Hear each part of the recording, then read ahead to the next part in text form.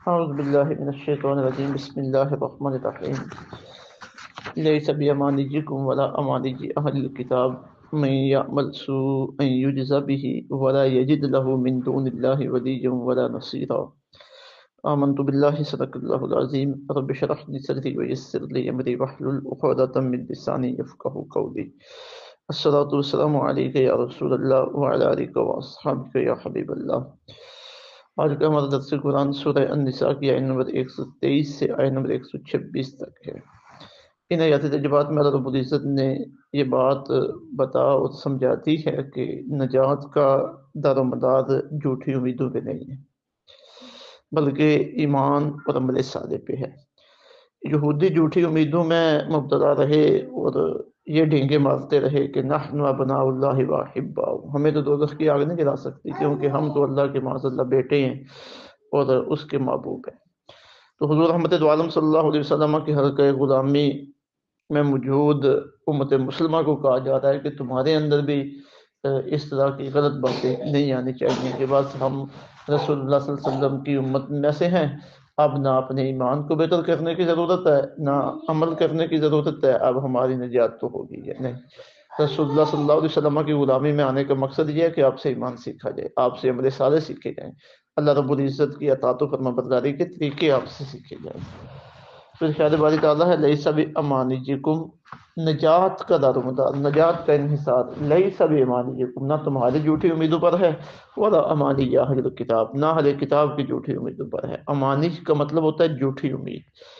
ومن یعمل سوءا، اور جو عمل کرے گا برا، یجزا بہ، اسے سزا ملے گی اس کی، ولا یجد لہ، اور نہ وہ پائے گا اپنے لیے من دون اللہ، اللہ کے بغیر کوئی ولی یا دوست، ولا نصیرہ، اور نہ مددگار۔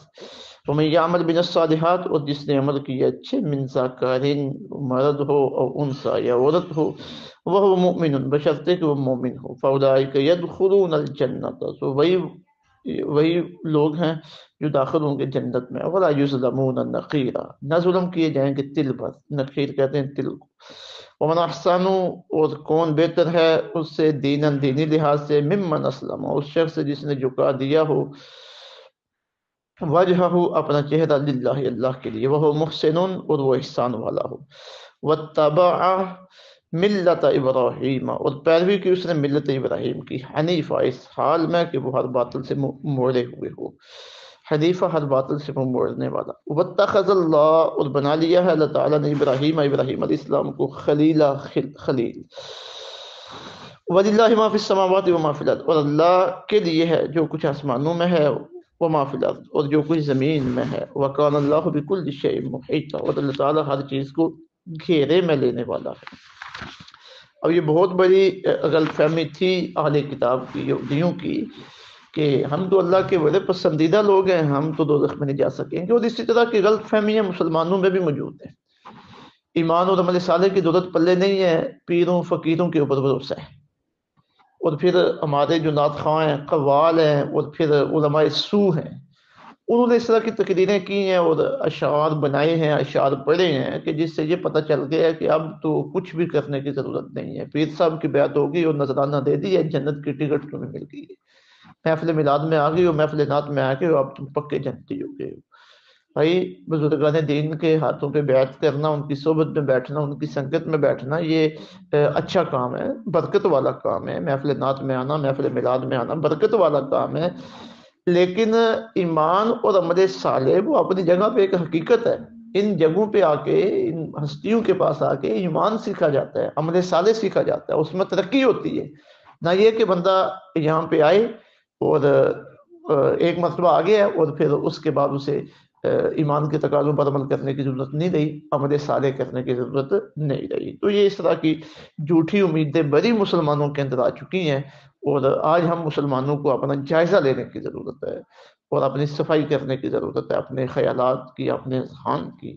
تو فرمایا گیا لیس بامانیکم ولا امانی اہل الکتاب، نہ تمہاری جھوٹی امیدوں پر نجات کا دار و مدار ہے، نہ اہل کتاب کی جھوٹی امیدوں پر نجات کا دار و مدار ہے۔ ومن یعمل سوءا یجزا بہ، جو بھی برا عمل کرے گا اسے اس کی سزا ملے گی۔ اب دیکھیں نا قرآن پاک کے کتنے واضح الفاظ ہیں، لیکن ہمیں پھر بھی یقین نہیں ہوتا۔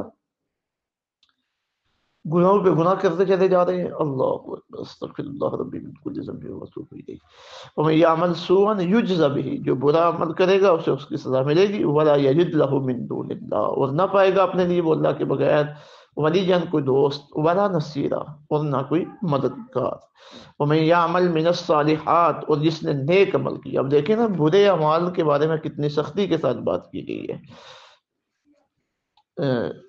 کہ اللہ کے بغیر. آپ دیکھیں اگر انبیاء کرام علیہ السلام سفارش کریں گے، نیک لوگ سفارش کریں گے تو اللہ کی اذن سے ہی کریں گے نا. من ذا الذی یشفع عنده الا باذنہ، کون ہے جو اس کے بارگاہ میں سفارش کر سکے سوائے اس کی اذن کے، اس کے اذن کے. تو اگر بندے کے پاس ایمان کی دولت نہیں ہوگی اور آگے عمل صالح اور نیک لوگوں کے وہ نقشے رستے پہ ہی نہیں چلا ہوگا تو سفارش اس کی کس نے کرنی ہے؟ تو شفاعت کی امید، سفارش کی امید یہ اسی بندے کو جچتی ہے جو رسول اللہ صلی اللہ علیہ وسلم کی اطاعت و فرمانبرداری کرنے والا ہے، نیک لوگوں کی سنگت میں بیٹھ کے ان کے نقش قدم پہ چلنے والا ہے.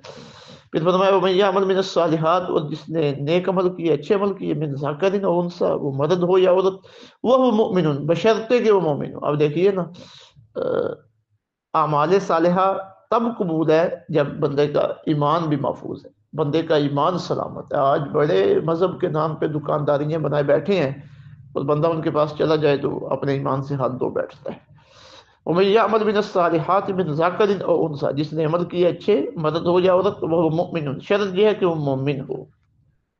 جب تک ایمان پاس نہیں ہے، عقیدہ ٹھیک نہیں ہے تو اعمال وہ قابل قبول نہیں ہے.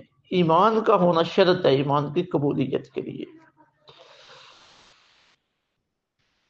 فاولئک یدخلون الجنہ، تو وہی لوگ ہیں جو جنت میں داخل ہوں گے. ولا یظلمون نقیرا، اور تل برابر بھی ان کے اوپر ظلم نہیں کیا جائے گا. ومن احسن دینا، اور کون بہتر ہے دینی لحاظ سے. اللہ اکبر، اللہ اکبر. اب اللہ رب العزت کے جو چنیدہ لوگ ہیں، برگزیدہ اور پسندیدہ لوگ ہیں، اللہ تعالیٰ ان لوگوں کی نشانیاں بتا دیں. اللہم اجعلنا منہم، اللہ رب العزت ہمیں ان لوگوں میں سے کرے. یہ عقائد، اخلاق، کردار، اعمال ہمارے اندر آ جائیں. ہمیں کوشش کرنی چاہیے اس راستے پہ. ومن احسن دینا ممن اسلم، کون بہتر ہے دینی لحاظ سے اس شخص سے، ممن اسلم، جس نے جھکا دیا ہو، وجہ ہو، اپنا چہرہ، للہ، اللہ کے لیے. اللہ اکبر. عقائد میں، اعمال میں، اخلاق میں، کردار میں اس نے ہر حوالے سے اپنے آپ کو اپنے رب کے سپرد کر دیا. میرا عقیدہ وہی ہے جو وہی ہوگا جو میرے رب کو پسند ہے، میرا عمل، میرا اخلاق، میرا کردار وہی ہوگا جو میرے رب کو پسند ہے. اللہ، اپنی خواہش پہ اس نے اپنے رب کے حکم کو ترجیح دے دی ہو. ومن احسن دینا ممن اسلم وجهه للہ، اللہ کے حکم پہ اس نے ترجیح دے دی اپنی خواہشات کو. کون اس سے بہتر ہے دینی لحاظ سے جس نے جھکا دیا ہو اپنا چہرہ اللہ کے لیے. وہ محسنون، اور وہ احسان کرنے والا بھی ہو. اب محسن کون ہے؟ جو اس کا مطلب بیان کیا ہے مفسرین نے، جو سر تپا اطاعت ہی اطاعت ہو، نیکیاں کرنے والا ہو، گناہوں کو چھوڑنے والا ہو، وہ محسن ہے. سر تپا اطاعت و اطاعت، فرما برداری ہی فرما برداری. وہ محسنون، وہ احسان کرنے والا بھی ہو. جو نیکیاں اس کے اوپر لازم کی گئی ہیں، فرائض ہیں، ان سے آگے وہ فرائض تو ادا کرتے ہی کرتا ہے، اس سے آگے وہ فرائض و واجبات تو ادا کرتا ہی ہے، مستحبات، سنتیں، اور پھر اپنی طرف سے اللہ رب العزت کو راضی کرنے کے مباح کام وہ کرتا رہتا ہے. وہ محسن، اور وہ احسان کرنے والا بھی ہو. واتبع ملت ابراہیم خلیلا، اور پیروی کی اس نے ملت ابراہیم کی، اس حال میں کہ وہ باطل سے منہ موڑے ہوئے. حضرت ابراہیم علیہ السلام انبیاء کرام علیہ السلام میں ایک جلیل القدر نبی ہے، اور اللہ رب العزت کی اطاعت و فرما برداری میں آپ کو بڑا اونچا مقام ہے، بڑا نمایاں مقام ہے. اللہ رب العزت کو راضی کرنے کے لیے اور دین حق پہ قائم رہنے کے لیے آپ نے بڑی بڑی قربانیاں پیش کی ہیں. تو یہ جو محسن بن جاتا ہے وہ حضرت ابراہیم علیہ السلام کے نقش قدم پہ چل پڑتا ہے. واتبع ملت ابراہیم خلیلا، اس نے پیروی کی ابراہیم علیہ السلام کی حنیفہ، جو ہر باطل سے منہ موڑے ہوئے ہے. اب حضرت ابراہیم کا ذکر کر کے یہودیوں اور عیسائیوں اور مشرکین مکہ کو بھی دعوت فکر دی جا رہی ہے. وہ بھی حضرت ابراہیم علیہ السلام کو اپنا پیشوا مانتے تھے.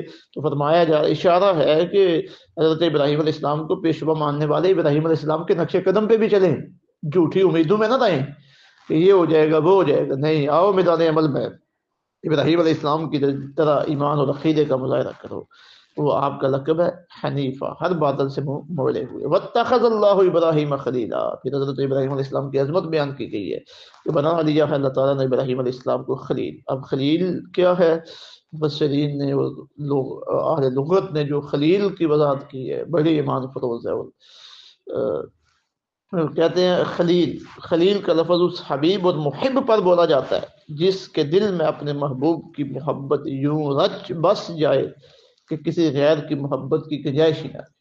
حضرت ابراہیم علیہ السلام خلیل ہے، یعنی حضرت ابراہیم علیہ السلام کے دل کے اندر اللہ رب العزت کی محبت اتنی رچ بس گئی ہے کہ مزید کسی کی محبت کی گنجائش ہی نہیں۔ یہ بہت بڑا مطلب ہے اللہ رب العزت کی محبت کا۔ واتخذ اللہ ابراہیم خلیلا، اللہ رب العزت نے بنا لی ہے ابراہیم علیہ السلام کو خلیل۔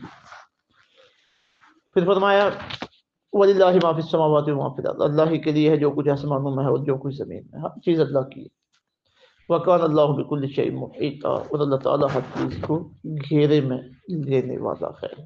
تو ہم کہاں اللہ رب العزت کی سلطنت سے باہر نکل سکتے ہیں؟ اللہ رب العزت کی بارگاہ کے بغیر ہمارا کوئی ٹھکانہ نہیں ہے۔ ہمیں کوشش کرنی چاہیے ایمان اور عمل صالح میں اپنے آپ کو مضبوط سے مضبوط ترین کرنے کی، جھوٹی امیدوں سے بچ کے رہنا چاہیے، رسول اللہ صلی اللہ علیہ وسلم کی اطاعت و فرمانبرداری میں پیش رہنا چاہیے۔ اللہ رب العزت عمل کی توفیق عطا فرمائے۔ وما علینا الا البلاغ۔